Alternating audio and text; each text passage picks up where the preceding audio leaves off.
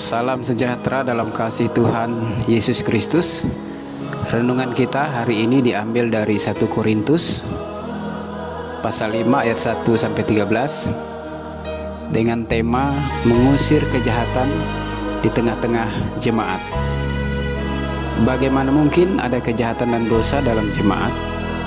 Gereja adalah kumpulan orang-orang kudus yang dipanggil keluar dari kegelapan kepada terang Allah yang ajaib untuk melakukan pekerjaan-pekerjaan besar dari Tuhan. Gereja disebut juga tubuh Kristus karena setiap anggotanya terikat dengan Kristus sebagai kepala gereja.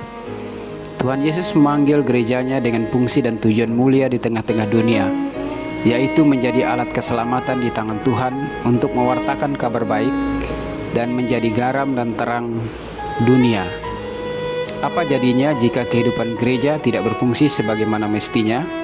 Bahkan di tengah-tengah jemaat ada kehidupan berdosa yang tumbuh subur. Kehidupan gereja yang penuh dosa ini ada pada jemaat Korintus. Paulus memulai pasal 5 dengan pernyataan, memang orang mendengar bahwa ada percabulan di antara kamu, dan percabulan yang begitu rupa seperti yang tidak terdapat sekalipun di antara bangsa-bangsa yang tidak mengenal Allah, yaitu bahwa ada orang yang hidup dengan istri ayahnya. 1 Korintus 5 ayat 1. Jelas sekali jemaat Korintus hidup dalam dosa percabulan, lebih parah dari orang-orang yang tidak mengenal Allah.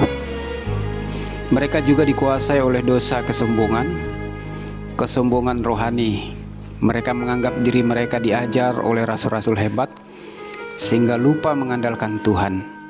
Mereka menganggap diri mereka dipenuhi karunia-karunia rohani, padahal karunia rohani adalah pemberian Tuhan untuk gerejanya yang digunakan untuk pelayanan pembangunan tubuh Kristus. Dosa kesombongan membuat jemaat Korintus tidak mau bertobat. Paulus mengingatkan mereka agar bertobat dengan sikap yang sungguh-sungguh seperti orang yang sedang berduka cita. 1 Korintus 5 ayat 2. Bertobat sama seperti membuang ragi yang lama. Paulus menilai jemaat Korintus masih dikuasai oleh ragi yang lama.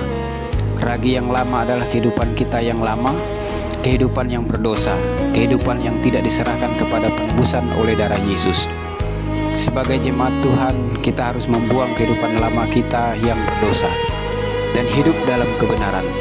Apabila kita main-main dengan dosa dan mengulangi terus-menerus kehidupan lama kita yang berdosa dan tidak mau bertobat, kehidupan kita akan dikuasai oleh iblis. Kita telah membuka pintu untuk iblis menguasai kehidupan kita, oleh karena kita terus-menerus hidup dalam dosa dan tidak mau bertobat. 1 Korintus 5 ayat 3-8. Sebagai seorang hamba Tuhan, Paulus menyadari apabila ada dosa di tengah-tengah jemaat menjadi cacat, tidak berfungsi sebagaimana mestinya, tidak efektif dan tidak maksimal dalam pelayanan. Oleh karena itu di jemaat Korintus dibutuhkan ketegasan dalam mendisiplinkan jemaat melalui disiplin gereja. Disiplin gereja yang tegas akan membuat jemaat sadar akan dosanya dan kembali mengasihi Tuhan yang telah memanggil dan menyelamatkan mereka. Paulus melihat ada sesuatu yang hilang dalam diri jemaat Korintus, yaitu mereka kehilangan kasih yang mula-mula kepada Tuhan. 1 Korintus 13. Kasih kepada Tuhan dan sesama adalah inti ajaran gereja. Kita harus mengasihi Tuhan dan sesama dengan sepenuh hati. Dengan kita mengasihi Tuhan, kita akan terlepas dari jeratan dan ikatan-ikatan dosa. Mengapa kita sebagai jemaat Tuhan jatuh ke dalam dosa? Karena kita tidak mengasihi Tuhan dengan sepenuh hati. Kita tidak hidup dalam anugerah belas kasihan Tuhan. Serangan terhadap gereja juga datang dari kuasa kegelapan. Iblis tidak tinggal diam. Iblis berusaha merusak gereja dari dalam dengan menaburkan benih-benih dosa.